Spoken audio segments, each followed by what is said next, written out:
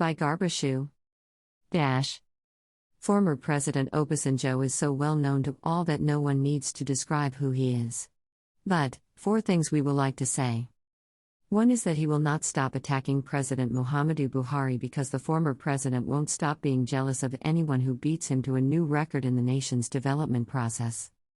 President Buhari is ahead of Chief Obasanjo in all fields of national development, and to do that is cardinal sin to Obasanjo, whose hallucinations tell him that he is the best ever to lead Nigeria and there will never be another one better than him.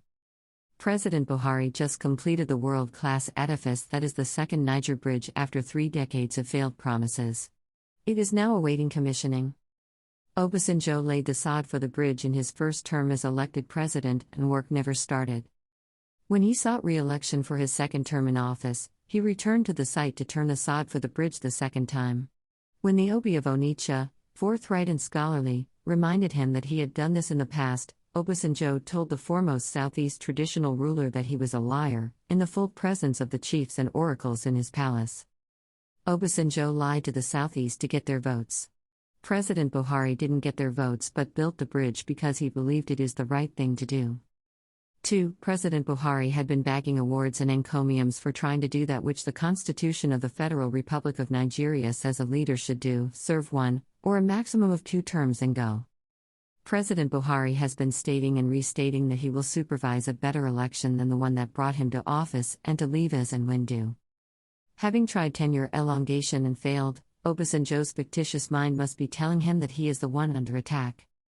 But he is not on President Buhari's radar because experience has shown, especially lately in West Africa where there have been at least 3 successful coups and many other failed attempts, that third term or tenure elongation is a recipe for political instability. Furthermore, the totality of African leaders appointed President Buhari the anti-corruption champion of the continent. You can't be an anti-corruption champion if you meddled and bent the rules, carrying the putrid responsibility of what happened to national assets in the name of privatization as documented by the Nigerian Senate in 2011. As an insight, the aluminum smelter company of Nigeria, Ulscon, which was set up with $3.2 billion, was sold to a Russian firm, Russell, for a paltry $130 million. Delta Steel, which was set up in 2005, at a cost of $1.5 billion, was sold to Global Infrastructure for just $30 million. Ulscon got back $120 million for the dredging of the Imo River, which was never carried out. 3. Which is linked to the one above is the growing profile of President Buhari as the champion of democracy not only at home and in the West African subregion but the African continent as whole. As president, Obasanjo destabilized internal democracy by orchestrating impeachment after impeachment of governors who were not compliant with his highly imperial administration. As we said some time back, Mr. Obasanjo's tenure, 1999 to 2007, represented the dark days of Nigeria's democracy due to a slew of assaults on the constitution. The former president deployed federal machinery to remove governors Joshua Durai, Rashidi Ladoja, Peter Obi, Chris Miege and Ao Fayos from office. They were the then governors of Plateau, Oyo, Anambra, and Ekiti, respectively, unjustly removed using the police and Secret Service under his control. Under him, a 5-man legislature met at 6 a.m. and impeached Governor Durai in Plateau. 18 members out of 32 removed Governor Ladoja of Oyo from office. In Anambra, Oka's Governor Obi was equally impeached at 5 a.m. by members who did not meet the 2/3 required by the Constitution.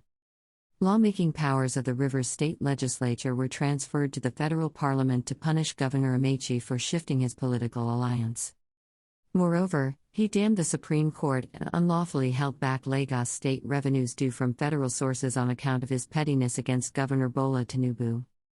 On the other hand, in Washington a few weeks ago, the U.S. President Joe Biden at a meeting with African heads of states and government described President Buhari as a champion of democracy and role model for the leaders of African states. Clearly, Obasanjo has become even more jealous by adopting a vengeful attitude.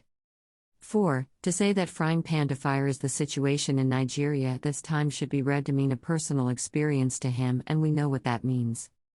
Hell for Obasanjo is when a president, any president that comes after him, refuses to be his own puppet, to do as he wishes on all matters and at all times.